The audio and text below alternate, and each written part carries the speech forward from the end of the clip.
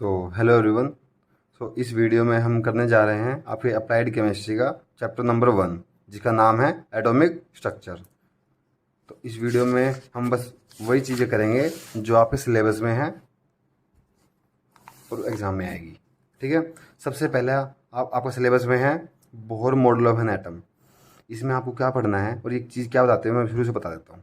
ठीक है। तो ये क्या होता है, एक साइंटिस्ट थे नील बोहर करके, उन्होंने 1913 में एक कुछ एक्सपेरिमेंट्स किए पता लगाने के लिए कि एटम होता कैसा है, एटम के अंदर क्या क्या चीज़ होती है, एटम दिखने में कैसा होता है, शेप कैसी होती है और क्या चीज़ कहाँ पे होती है। ठीक है। ये सब पता करने के लिए उन्होंने कुछ एक्सपेरिमेंट किए। एक्सपेरिमेंट करने के बाद उन्होंने जो भी फाइंडिंग्स आई उनकी, उसके बाद उन्होंने कुछ उसके मेन पॉइंट्स बताए, मतलब पोस्टुलेट्स बताए।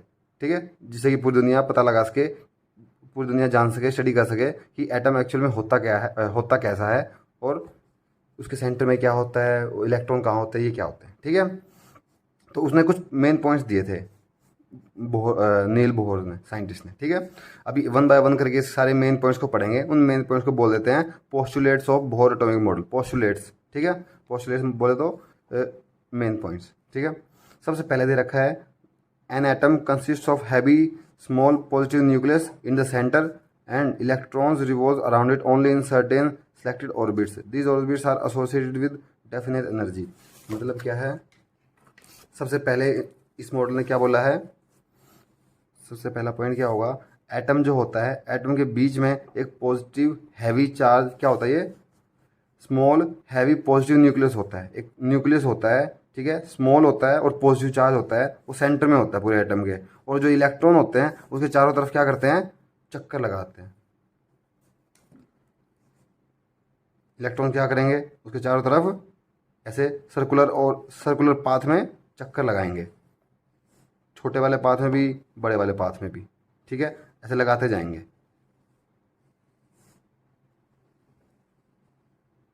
ठीक है। बीच में क्या होगा, न्यूक्लियस होगा। और इलेक्ट्रॉन कहाँ पे होंगे, इलेक्ट्रॉन को ई माइनस से दिखा रहा हूँ मैं। ठीक है। इलेक्ट्रॉन इन सर्कुलर ऑर्बिट में, सर्कुलर पाथ में रिवॉल्व करेंगे न्यूक्लियस के अराउंड। ठीक है। ऐसे इस तरफ जा रहे हैं सारे। ठीक है। तो ये इसका फर्स्ट पॉइंट है।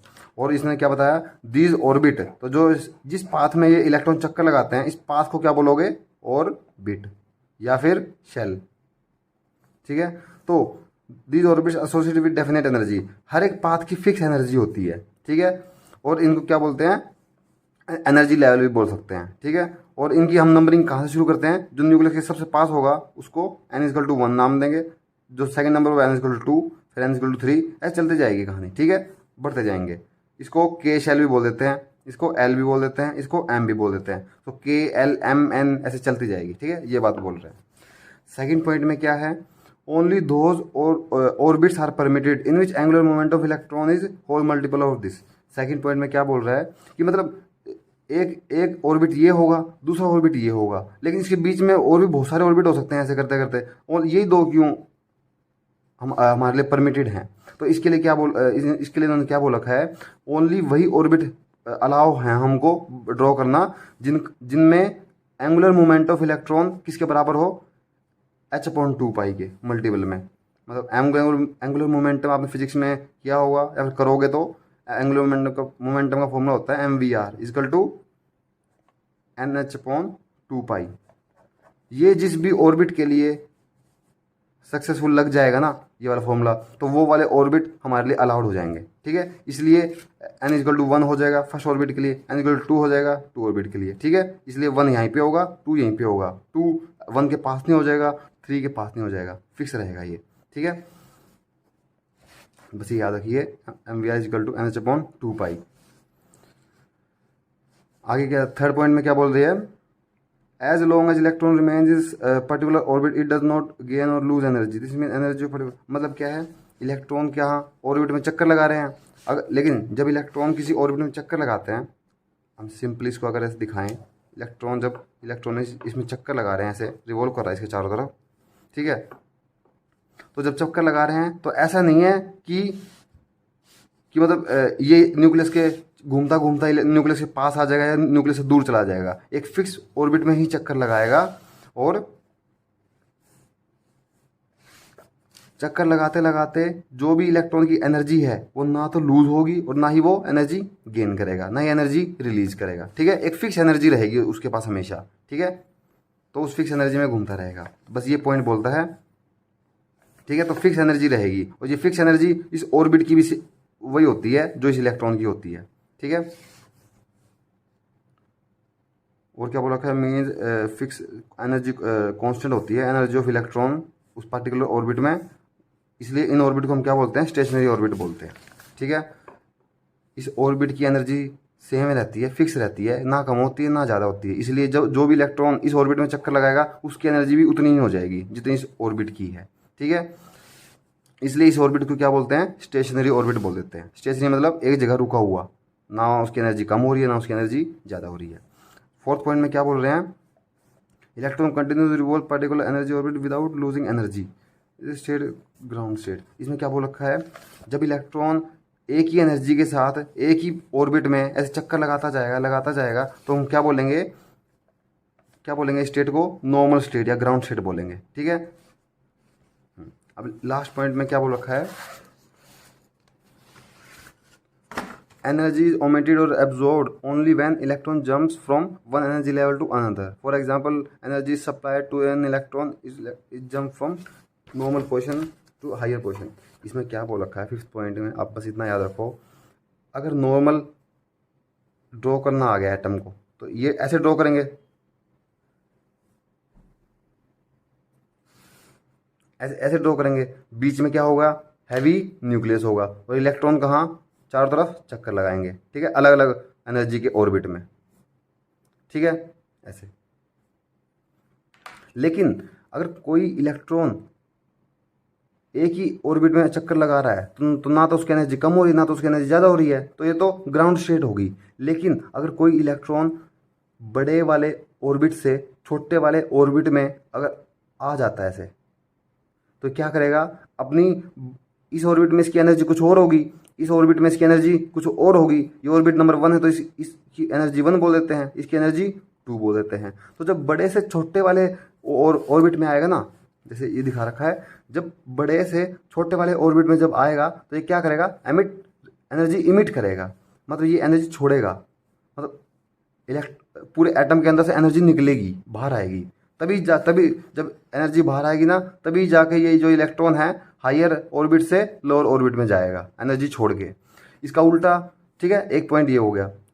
और क्या है, अगर कोई लोअर ऑर्बिट से हायर ऑर्बिट में जाएगा, ठीक है, इलेक्ट्रॉन, तो क्या करेगा, उसको हमको एनर्जी सप्लाई करनी पड़ेगी। जैसे ये दिखा रखा है, लोअर ऑर्बिट में इलेक्ट्रॉन है, उसको हायर में भेजना है, तो ये एनर्जी एब्जॉर्ब करेगा, मतलब इसको एनर्जी हम देंगे तभी एब्जॉर्ब करेगा। ठीक है, तो एनर्जी एब्जॉर्ब कब होगी पता चल गया, एनर्जी इमिट कब होगी ये भी पता चल गया।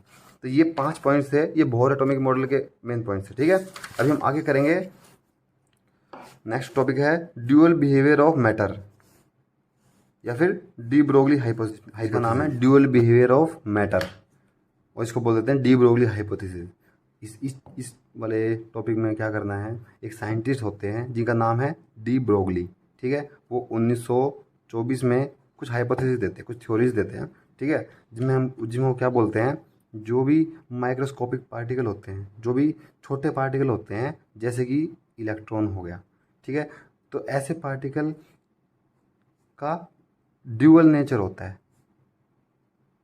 ड्यूअल नेचर मतलब 2 नेचर होते हैं, दल बदल होते हैं वो। ठीक है, पहला नेचर कौन सा होता है उनका, वेव नेचर, दूसरा वेव नेचर एंड दूसरा पार्टिकल नेचर। दोनों नेचर अलग अलग कैसे होते हैं, वेव नेचर से आप क्या समझते हो, कोई भी आपने कभी ऐसी, अगर कोई मोशन, किसी मोशन को हम ऐसे दिखा रहे हैं, ये एक्स एक्सिस है, ये वाई एक्सिस है, ऐसे मोशन दिखा रहे हैं कि यहाँ से ऊपर जा रहा है, ऊपर से नीचे जा रहा है, ऊपर से नीचे जा रहा है, ऐसे। ठीक है, तो इस टाइप के मोशन हम क्या बोलते हैं, वेव मोशन। ठीक है, और दूसरा मोशन होता है कैसा, ये एक्स एक्सिस है, ये वाई एक्सिस है, यहाँ पे तो मोशन ऐसे जा रहा है ना, ऐसे, यहाँ पे मोशन कोई भी चीज़ है सीधी ऐसे जाएगी। जैसे हमने कुछ भी बॉल फेंकी है, यहाँ पे एक बॉल ली थी मैंने सेंटर में, जो भी क्रिकेट बॉल होती है वो सीधी हम यहाँ से फेंकते हैं तो सीधी जाती है, ऐसे घूमते घूमते तो नहीं जाएगी ना, तो ऐसे जाएगी। तो इस टाइप के नेचर को क्या बोलते हैं, पार्टिकल नेचर। और इस टाइप के नेचर को बोलते हैं वेव नेचर। जो हम आवाज़ बोलते हैं उस साउंड, जो लाइट आती है सनलाइट, वो सब क्या होते हैं, वेव नेचर होते हैं। ठीक है, बस अभी के लिए याद कर लो। और पार्टिकल नेचर में क्या क्या खासियत होती है, पार्टिकल का एक फिक्स मास होता है, ठीक है, उसकी वेलोसिटी होती है। वेव नेचर की क्या क्या खासियत होती है, वेव की क्या प्रॉपर्टी होती है, क्या खासियत होती है, वेव की वेव लेंथ होती है, जिस चीज़ को हम लैम्डा से दिखाते हैं, मास को m से, वेलोसिटी को v से दिखाते हैं, इसको लैम्डा दिखाते हैं। वेव लेंथ मतलब वेव की लेंथ, मतलब एक हाईएस्ट पॉइंट से दूसरे हाईएस्ट पॉइंट तक की जो डिस्टेंस है, इसको क्या बोलते हैं, वेव लेंथ बोल देते हैं। दूसरी क्या होती है, फ्रीक्वेंसी, न्यू से दिखा देते हैं इसको। ठीक है, इसका मतलब क्या होता है कि एक सेकंड में ये वेव किसी एक पॉइंट से कितनी बार गुजर जाएगी, कितनी वेव इसके अंदर से गुजर जाएगी एक सेकंड के अंदर, तो उतनी नंबर ऑफ वेव को क्या बोलते हैं, फ्रीक्वेंसी, कि एक सेकंड में कितनी वेव गुजर जाएगी, उसको बोलते हैं फ्रीक्वेंसी। तो ये वेव नेचर में आती है, ये पार्टिकल नेचर में हम पढ़ते हैं। ठीक है, अभी इन साइंटिस्ट ने क्या बोला था कि इलेक्ट्रॉन का जो नेचर होता है, दोनों टाइप का नेचर इलेक्ट्रॉन शो करता है, वेव नेचर भी और पार्टिकल नेचर भी। अभी हम डेरिवेशन करेंगे, इन्होंने एक फॉर्मूला बनाया था। तो वेव नेचर में एनर्जी निकालने का फॉर्मूला होता है E = H न्यू। जैसे कि नाम से पता चल रहा है, न्यू ये फ्रीक्वेंसी होती है और H क्या होता है, एक प्लैंक कांस्टेंट होता है। ठीक है, प्लैंक कांस्टेंट मतलब एक फिक्स वैल्यू होती है। तो इसको, इस इक्वेशन को नाम दे देंगे ए। और किसी पार्टिकल में एनर्जी निकालने का फॉर्मूला होता है, एल्बर्ट आइंस्टाइन साइंटिस्ट ने दिया था, E = mc²। ठीक है, c क्या होती है, वेलोसिटी ऑफ लाइट। ठीक है, तो इसको v रख दो या c रख दो। v का मतलब हो जाएगा नॉर्मल वेलोसिटी, नॉर्मल ऑब्जेक्ट्स जो होते हैं अपनी दुनिया में उनकी वेलोसिटी। c का मतलब क्या होता है, लाइट की वेलोसिटी। बस v जब c हो जाएगा तो वो लाइट बन जाएगा। ठीक है, तो ये हो गया पार्टिकल की एनर्जी निकालने का फॉर्मूला। और एक होता है c, जो न्यू लिखा हुआ है, ये c/λ के बराबर होता है।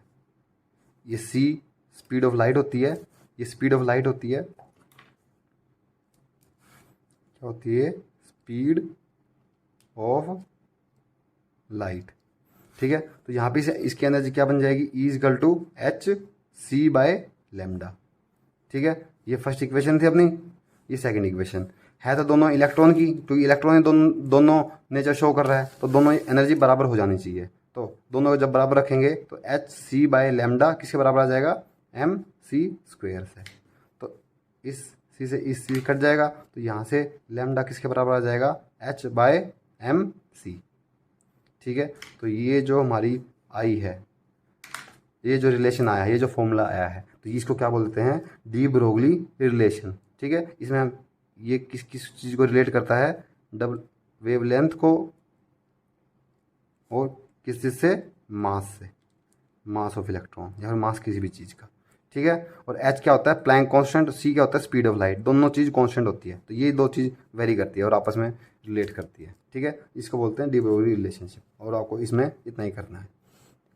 ओके, बाद अब करते हैं नेक्स्ट। दिया हुआ है हेसेनबर्ग अनसर्टेनिटी प्रिंसिपल। देखो क्या बोलता है, it states that it is not possible, मतलब it is impossible to measure simultaneously both position and momentum of a microscopic particle like electron. Microscopic particle like electron with absolute accuracy.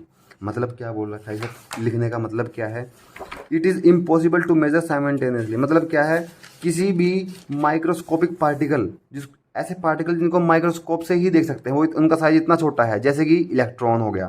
ठीक है, तो किसी भी माइक्रोस्कोपिक पार्टिकल की exact position बताना, exact momentum बताना, ये क्या है, और वो भी बिल्कुल एक्यूरेसी के साथ, बिल्कुल एक्यूरेसी के साथ किसी भी माइक्रोस्कोपिक पार्टिकल का पोजीशन बताना और मोमेंटम बताना क्या है, और दोनों एक साथ बताना, साइमल्टेनियसली बताना, क्या है, नॉट पॉसिबल, ये इम्पॉसिबल है। ठीक है, कोई भी इलेक्ट्रॉन किसी एटम में चक्कर लगा रहा है, तो उसकी एग्जैक्ट पोजीशन और एग्जैक्ट मोमेंटम एक साथ दोनों चीज़ पता लगाना, वो भी बिल्कुल एक्यूरेसी के साथ, इम्पॉसिबल है। ये इस लाइन का मतलब है। उसको मैथमेटिक्स कैसे लिखते हैं, delta x dot delta P, ये किसके बराबर होना चाहिए, h/4 के। ठीक है, ये कांस्टेंट वैल्यू होती है जिसमें h कांस्टेंट है, 4 कांस्टेंट है, पाई कांस्टेंट है। ठीक है, और यहाँ पे क्या दे रखा है, डेल्टा x और डेल्टा p। x का मतलब क्या होता है, पोजीशन, x का मतलब होता है पोजीशन, तो डेल्टा x का मतलब क्या होगा, चेंज इन पोजीशन। डेल्टा का मतलब स्लाइड वैल्यू, थोड़ी सी वैल्यू। ठीक है, चेंज इन पोजीशन।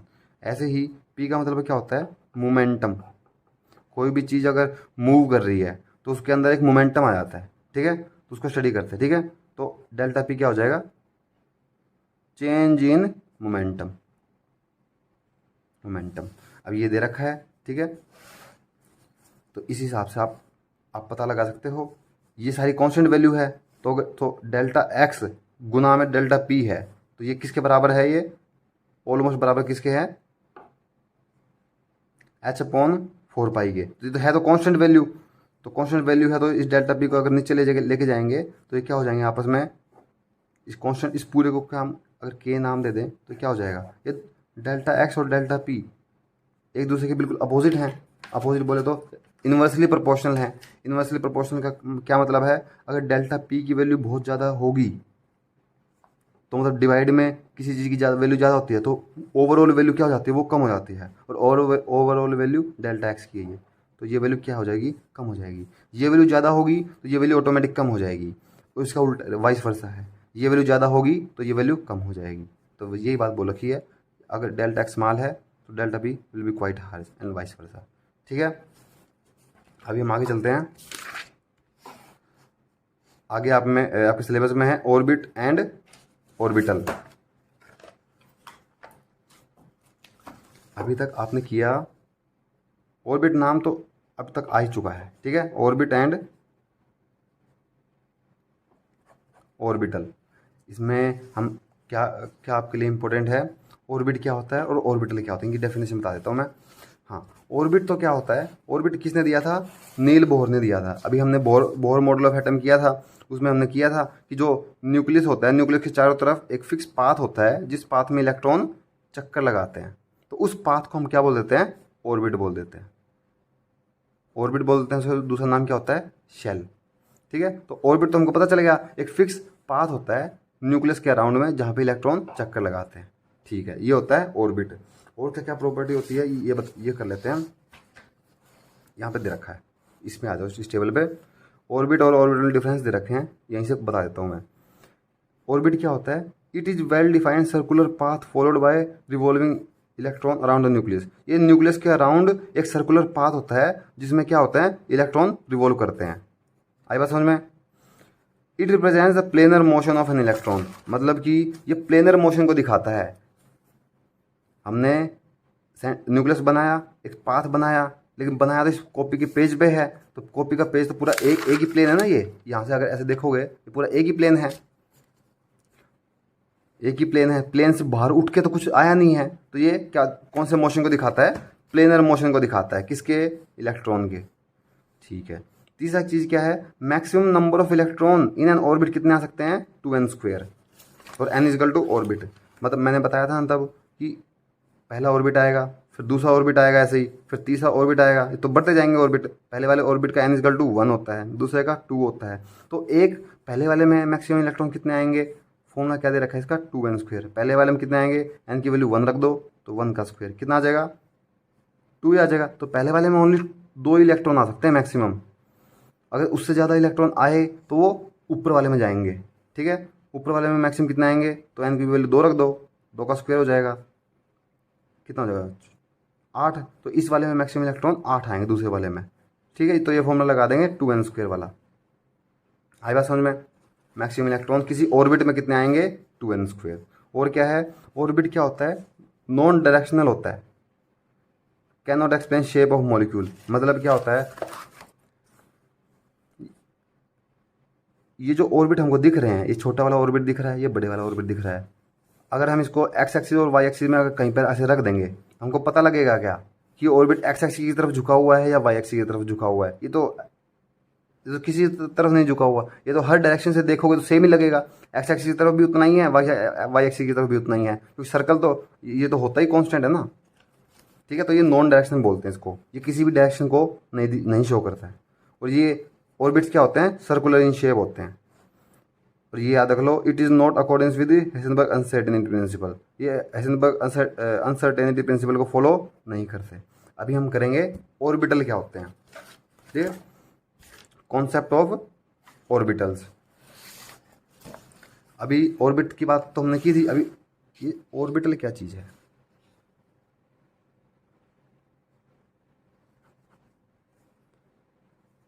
ऑर्बिटल वैसे आपको अगर मतलब बताऊं कि ये 3 डायमेंशनल स्पेस, 3D स्पेस होता है अराउंड न्यूक्लियस, जहाँ पे probability of finding electron is maximum. मतलब क्या होता है, किसी भी एटम में न्यूक्लियस होता है सेंटर में, किसी भी एटम में न्यूक्लियस होता है सेंटर में, जो कि स्मॉल हैवी चार्ज होता है, और इलेक्ट्रॉन उसके चारों तरफ होते हैं। लेकिन अब तक तो हमने ऑर्बिट की बात की थी, अभी इसमें क्या है, हम स्पेस की 3 डायमेंशन की बात करेंगे। ऑर्बिट तो क्या होता है, एक सर्कल होता है, सर्कल तो एक 2 डायमेंशन में हम ड्रॉ करते हैं एक्स और वाई एक्सिस में। ठीक है, तो वो 2 डायमेंशनल होता है। लेकिन जो रियल दुनिया होती है अपनी, वो तो 3D दुनिया होती है, उसमें एक्स वाई और जेड डायरेक्शन भी होती है। ठीक है, तो उसमें हम बात करेंगे। तो ऑर्बिटल क्या होता है, न्यूक्लियस के चारों तरफ का ऐसा स्पेस जिस स्पेस में इलेक्ट्रॉन के पाए जाने की संभावना क्या होती है, मैक्सिमम होती है। ठीक है, ऑर्बिटल क्या होता है, न्यूक्लियस के चारों तरफ का स्पेस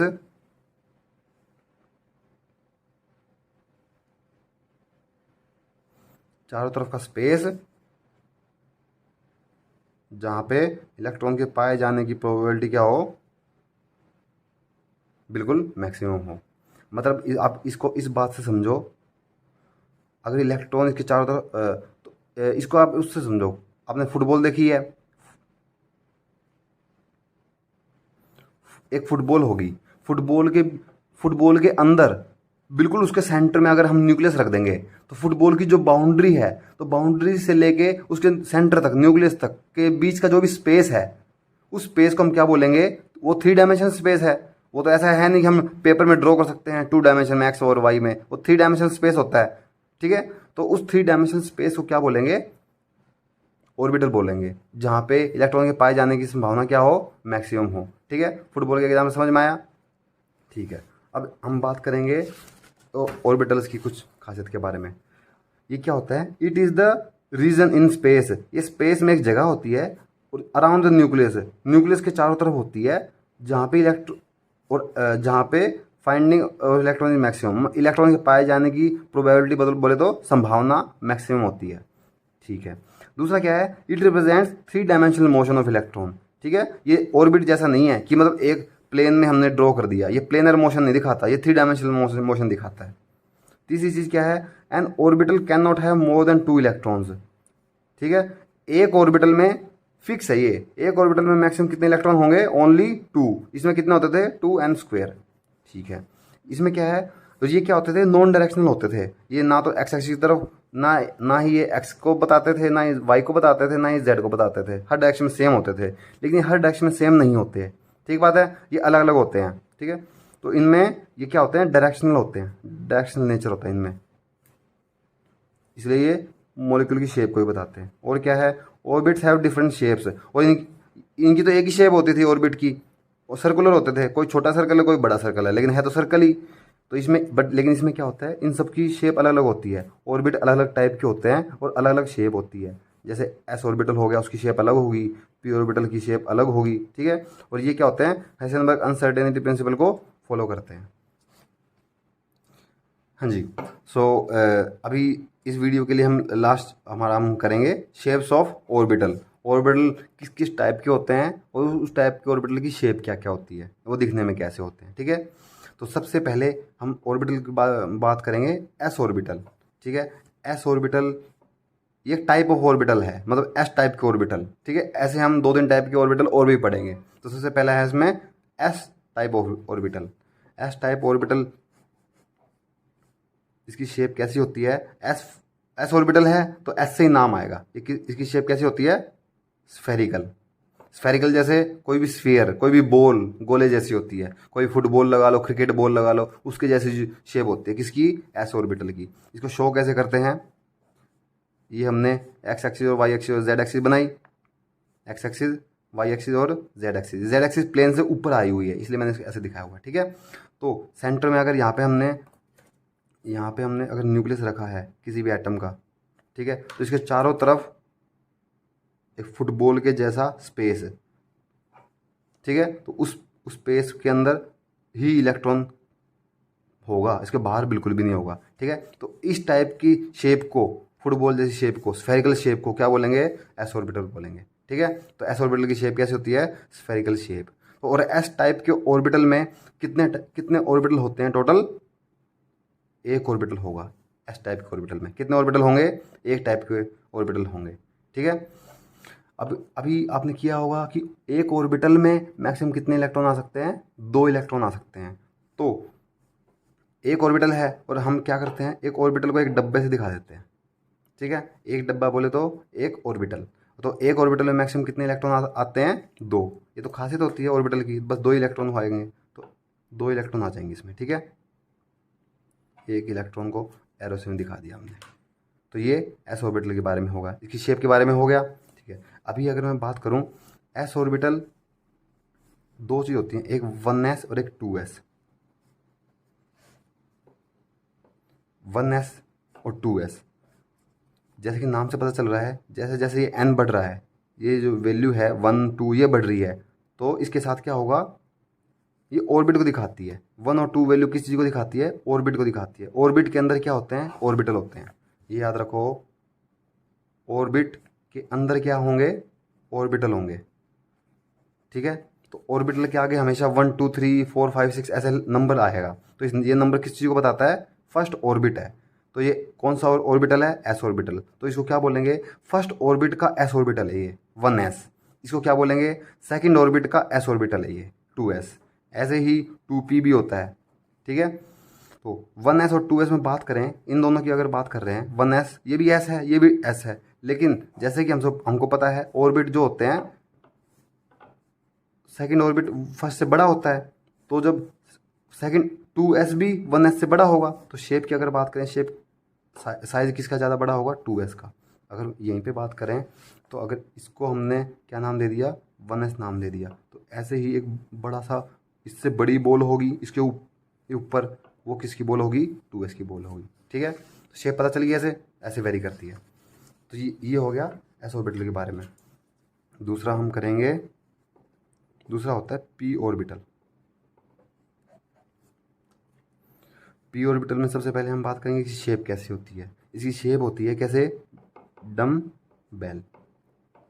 मतलब आपने कभी जिम में देखे हों, कुछ डंबल होते हैं ना, डंबल में क्या होता है? सेंटर में रोड होती है और सारा वेट साइड में होता है, ठीक है। ऐसे डंबल होते हैं ना, तो ऐसी कोई शेप होती है किसी चीज़ की? पी ऑर्बिटल की। आप इसको उस चीज़ से एग्जांपल लगाओ। अगर हमारे पास कोई एक लंबा सा बैलून है, ठीक है, ऐसे लंबे वाले बैलून होते हैं, लंबे वाले बैलून को अगर हम सेंटर में से अपने हाथ में रख के पिचका देंगे, उसको पिचका देंगे, तो वो कैसा बन जाएगा? वो कुछ ऐसा नहीं बन जाएगा, ऐसा बन जाएगा ना। तो इस जो ये शेप होती है, ये वाली शेप, इस शेप को हम क्या बोलेंगे? Dumbbell shape. ये डंबल की जैसी शेप बन जाएगी, ठीक है। और सेम जो इस तरफ के अंदर का जो भी अंदर का स्पेस होगा ना गुब्बारे का, तो इसके अंदर का जो स्पेस होगा गुब्बारे का, इन दोनों जगह में इलेक्ट्रॉन के पाए जाने की संभावना मैक्सिमम होगी। ये तो ऑर्बिटल की डेफिनेशन होती है ना, ठीक है। अभी पी ऑर्बिटल की शेप पता चलेगी, डंबल शेप होती है। और पी ऑर्बिटल टोटल होते कितने हैं? 3, ठीक है। 3 ऑर्बिटल होंगे, तो 3 ऑर्बिटल को हम 3 डब्बे से दिखाएंगे, तो एक बड़ा डब्बा बना देंगे और 2 लाइन डाल के 3 डब्बे बन गए, ठीक बात है। और एक डब्बे में 3 ऑर्बिटल होंगे, तो एक ऑर्बिटल में मैक्सिमम कितने इलेक्ट्रॉन आ सकते हैं? 2। इस एक में 2, तो टोटल पी ऑर्बिटल में मैक्सिमम कितने आएंगे? पी टाइप के ऑर्बिटल में 6 आ सकते हैं, ठीक बात है।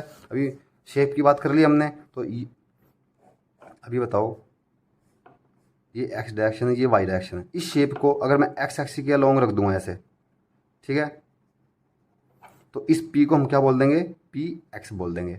अगर इसको हमने वाई एक्सिस के अराउंड ऐसे रख दिया तो इसको हम क्या बोलेंगे, पी वाई बोल देंगे। इसको हमने अगर पी जेड के अलोंग रख दिया ऐसे, तो इसको हम क्या नाम बोलेंगे, पी जेड। तो 3 टाइप के पी ऑर्बिटल होते हैं। तो इस पहले को नाम दे दिया P X, P Y, P Z. ठीक है, ये 3 टाइप के ऑर्बिटल पता चल गए, इनकी शेप पता चल गई, डम्बल शेप होती है। अभी हम लास्ट करेंगे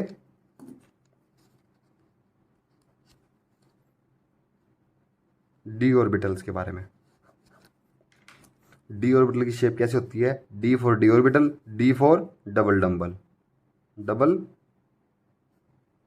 डम्बल। और ये टोटल कितने होंगे, 5 होंगे, टोटल 5 होंगे। डबल डम्बल कैसे दिखेगा, एक डम्बल हमने ऐसा बनाया था पी के जैसा, एक इसके ऐसा बना दो, ठीक है, तो ये फूल के जैसा बन गया ना, फूल के जैसा, पत्ती के जैसा। तो ये क्या होता है, डी ऑर्बिटल होता है ऐसा दिखने वाला। ठीक है, हालांकि सारे डी ऑर्बिटल सेम नहीं होते, वो दिखा दूंगा मैं आपको। ठीक है, तो ऐसा डी ऑर्बिटल दिखेगा हमको। जो भी मैंने लाइन मारी है, ये इसके अंदर का जो स्पेस होता है, ये इस यहाँ पे इलेक्ट्रॉन के पाए जाने की संभावना क्या होगी, मैक्सिमम होगी। ठीक है, 5 ऑर्बिटल होंगे, तो इसको कितने डब्बे से दिखाएंगे हम, 5 से, 1 2 3 4, तो 5 डब्बे बन गए। तो ये एक डी ऑर्बिटल होगा, ये दूसरा वाला डी ऑर्बिटल होगा, ये तीसरे वाला होगा, ये चौथे वाला, ये ऐसे 5 होंगे डी ऑर्बिटल। ठीक है, अभी मैं 5 डी ऑर्बिटल को एक बार ड्रॉ करके दिखा देता हूँ। ठीक है, हाँ, तो ये मैंने एक्स एक्सिस और वाई एक्सिस ड्रॉ कर दी है। ये 5 टाइप के डी ऑर्बिटल होते हैं, पहले नाम देख लो, डी एक्स वाई पहले वाले का। ठीक है, तो ये इसकी शेप क्या होगी, तो शेप ऐसी ही, लेकिन दिखेगा कैसे, इसको अगर ड्रॉ करना आ जाए तो कैसे ड्रॉ करोगे, एक्स वाई आ गया तो हमने एक्स और वाई एक्सिस बना देनी है, और एक को नाम दे दो, एक्स दे दो, एक को वाई दे दो। और डी एक्स वाई कैसा आएगा, इन दोनों के बीच में ये अपने वाला ड्राइंग ड्रॉ कर दो। ठीक है, ये डी एक्स वाई बन गया।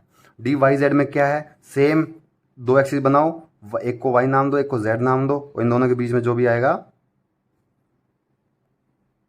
ये हमारा डी वाई जेड बन जाएगा। ठीक है, सेम ऐसे ही जेड एक्स के लिए जेड बनाओ, एक एक्स बनाओ।